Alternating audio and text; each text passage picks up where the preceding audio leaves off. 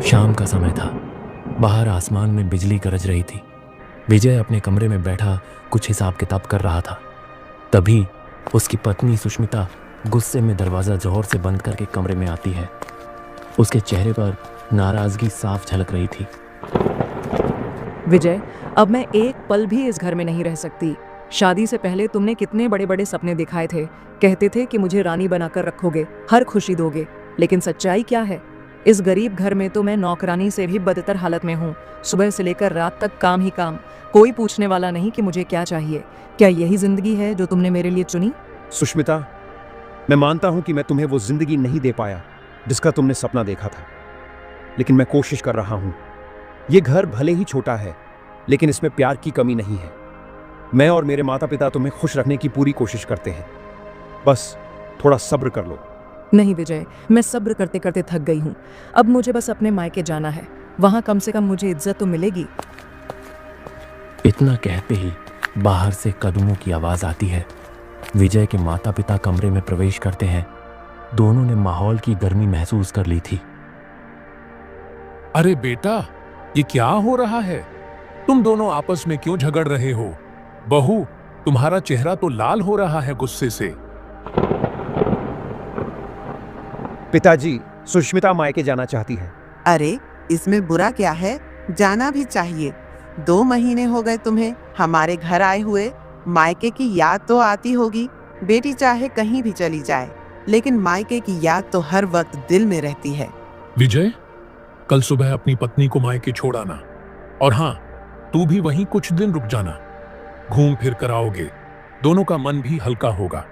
घर की 4 दीवारी में रहकर इंसान का मन और भी भारी हो जाता है। इतना सुनते ही सुष्मिता अचानक बीच में बोल पड़ती है। उसकी आंखों में जिद साफ झलक रही थी।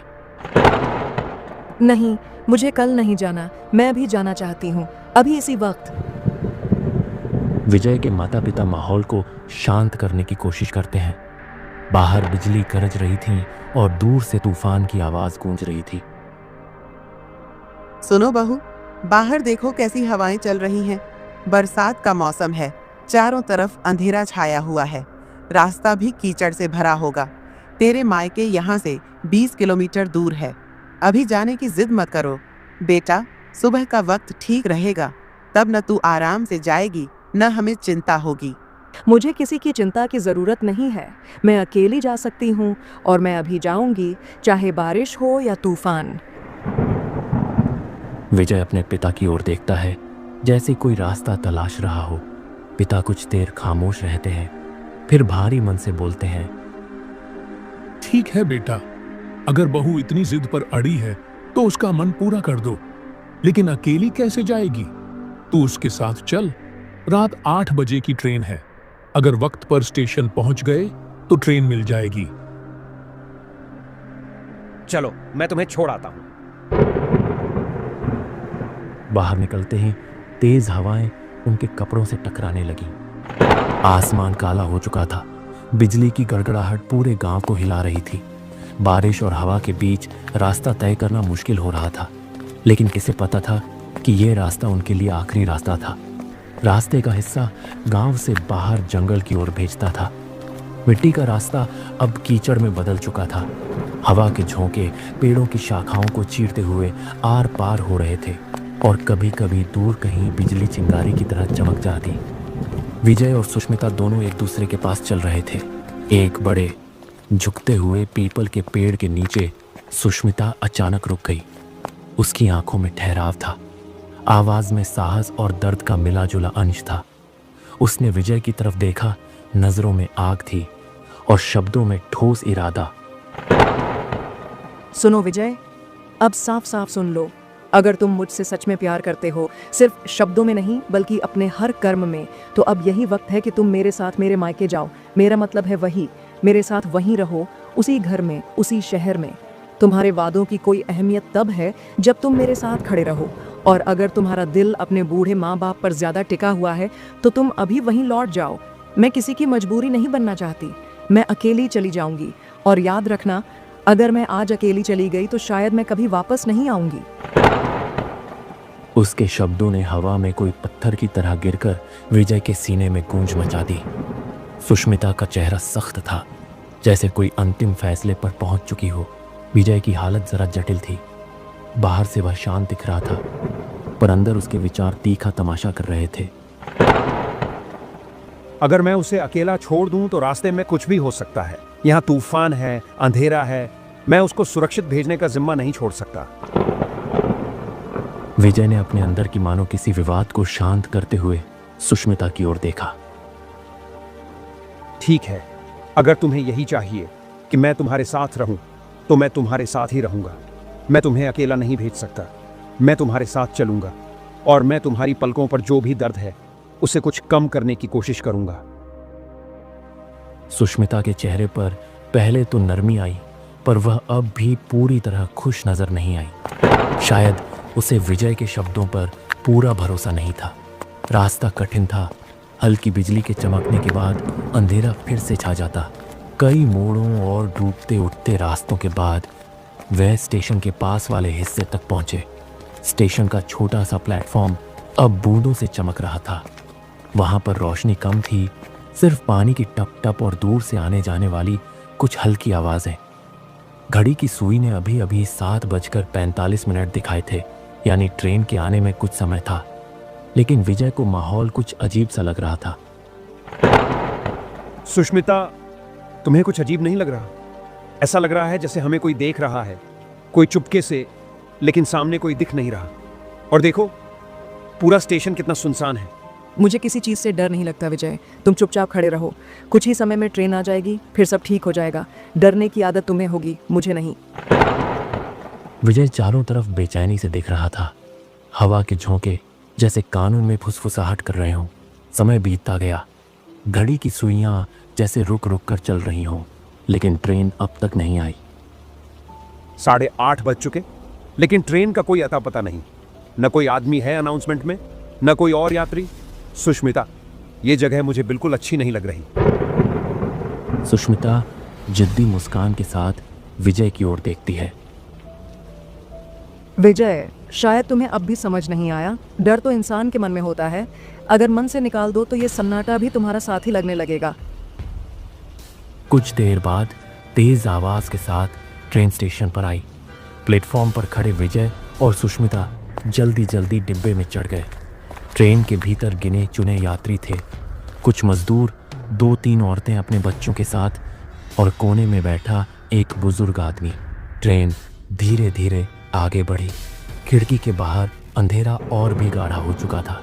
कभी कभी आसमान बिजली की चमक से रोशन हो जाता, जिससे पेड़ों की परछाइयां डरावने भूत प्रेत जैसी लगने लगती। करीब 1 घंटे बाद अचानक ट्रेन झटके के साथ रुक गई।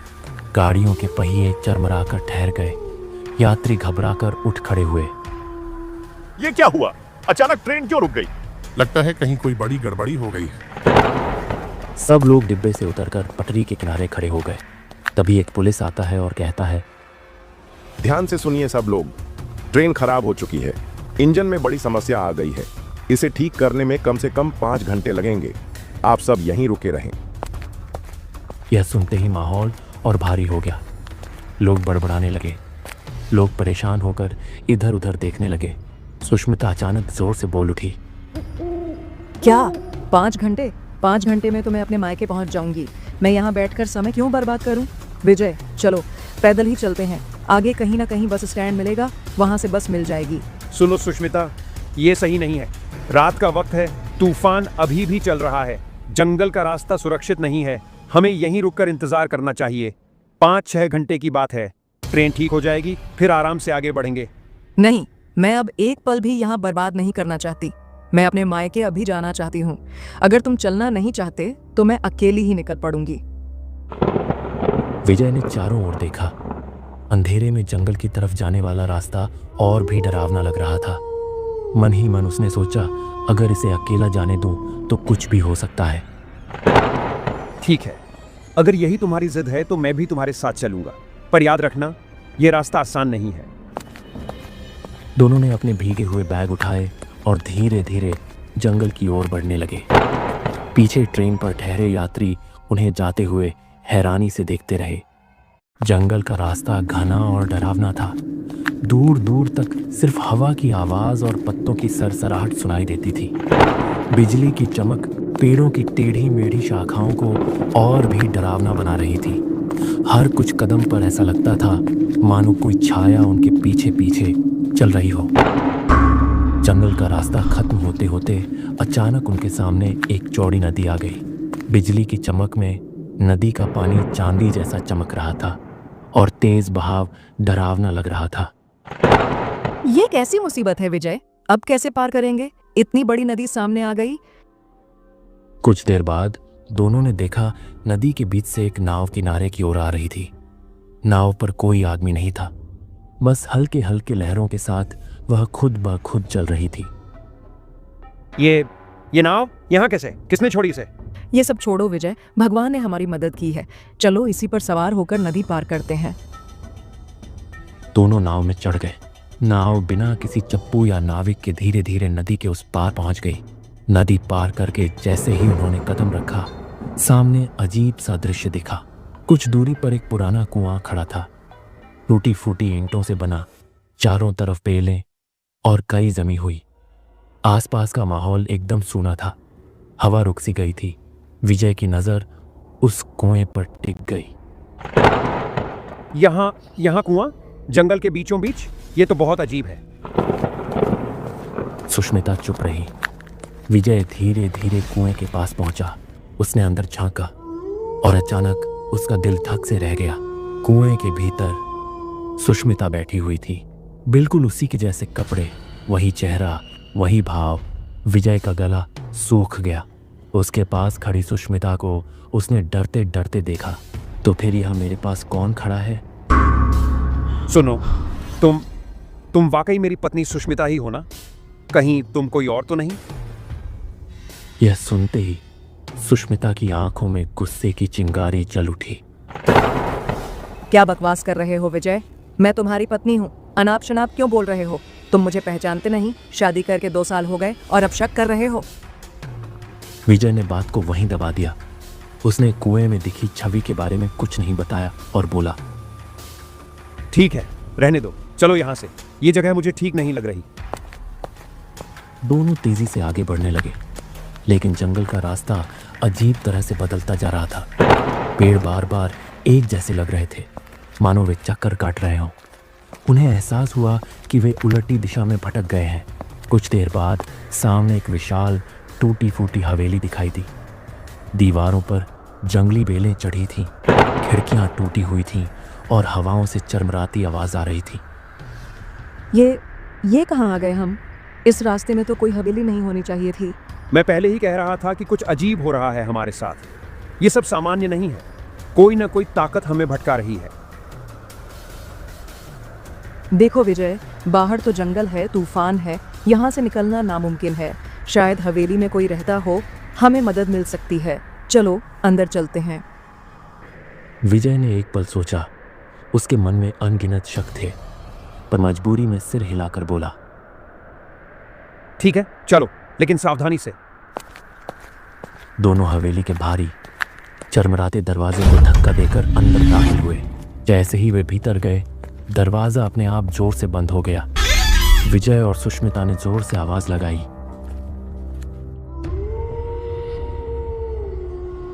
कोई है? हमारी मदद करो, हम रास्ता भटक गए हैं। अरे कोई तो सुनो, हमें बाहर निकलना है, हम इस जंगल में फंस चुके हैं। पर पूरी हवेली में सिर्फ उनकी आवाज की गूंज ही लौट कर आई, मानो यह जगह वर्षों से खाली हो। सुष्मिता थोड़ा आगे बढ़ी। उसकी नजर सामने वाली दीवार पर पड़ी। वह सहम गई और चीखते हुए विजय को पुकारा, विजय जरा यहाँ आओ, देखो ये। विजय ने जैसे ही दीवार पर टंगी तस्वीर देखी, उसके पैरों तले जमीन खिसक गई। वह तस्वीर किसी और की नहीं, बल्कि सुष्मिता की ही थी। सुष्मिता, यह तो तुम्हारी तस्वीर है ना? लेकिन यहाँ कैसे? तुम तो इस हवेली में पहले कभी आई भी नहीं। मुझे भी कुछ समझ नहीं आ रहा, यह कैसे हो सकता है? विजय, यहाँ कुछ तो गड़बड़ है। चलो जल्दी बाहर निकलते हैं। दोनों घबराकर दौड़ते हुए हवेली के दरवाजे की तरफ भागे। भारी दरवाजा खोलकर जैसे ही वे बाहर आए, विजय ने राहत की सांस ली। उसने पीछे मुड़कर सुष्मिता से कुछ कहने की कोशिश की, देखो हम किसी तरह यहाँ से। लेकिन विजय का गला सूख गया क्योंकि बाहर उसके साथ कोई नहीं था। विजय ने जैसे ही पीछे मुड़कर देखा, उसकी सांस अटक गई। जहां कुछ ही पल पहले हवेली थी, वहां अब बस घना जंगल और अंधेरा था। हवेली मानो हवा में विलीन हो गई हो। हे भगवान, ये मेरे साथ क्या हो रहा है? तभी अचानक ठंडी हवा का झोंका आया, पेड़ों की डालियां हिलने लगीं और एक कर्कश आवाज गूंजी। अचानक उसके सामने एक भयानक चुड़ैल प्रकट हुई। उसके बिखरे बाल, लाल जलती आंखें और कांपती हुई आवाज पूरे माहौल को डर से भर रही थी।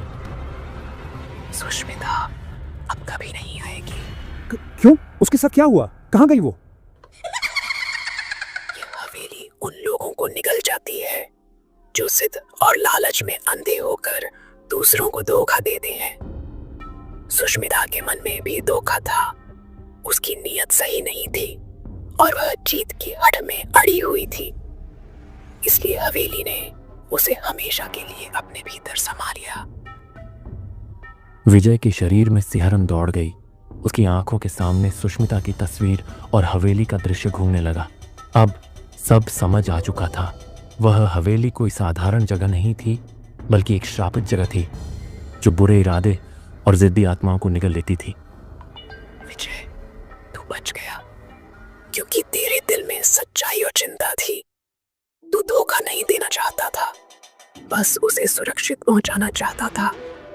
याद रख, ये रात तुझे जिंदगी भर याद दिलाएगी कि जिद और लालच का अंत बुरा ही होता है। इतना कहकर चुड़ैल हवा में विलीन हो गई। विजय अकेला खड़ा रह गया, रात के घुप अंधेरे में। सुष्मिता, काश तुमने मेरी बात मान ली होती। काश तुमने जिद छोड़ दी होती। धीरे धीरे आसमान में सुबह की पहली किरणें फैली। जंगल की खामोशी टूटी और चिड़ियों की चहचहाहट सुनाई देने लगी। लेकिन विजय के दिल में हमेशा के लिए एक डर और गहरी सीख छप चुकी थी। जिद और धोखे का अंत हमेशा बर्बादी ही होता है।